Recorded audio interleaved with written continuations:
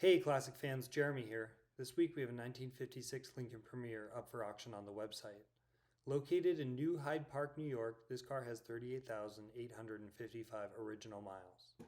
It's rare to find a classic car in such original, untouched, and unmolested condition. This car wears its original paint and original factory interior. Discovered in the dry desert, this car was relocated to New York by its current owner in 2010. Chrome and stainless steel accessories show bright and shiny, with just a few spots of patina. Its coral exterior with plush leather, two-tone golden white interior show almost like new. Fully loaded with electric windows on both doors and rear quarters, they all function properly. Gauges in the dash show clean and untouched with functioning radio and accessories.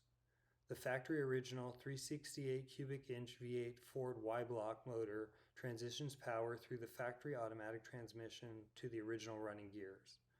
The brakes have been refurbished with new vacuum assisted power booster, and power steering components complete the list of amenities found in this premium ride.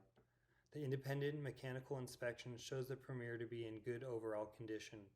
Her originality and virtually untouched condition show a bit of age. Some areas of potential rust have been noted in two body panels. A full pre-purchase inspection can be found on the vehicle listing page. Thanks for watching and happy bidding.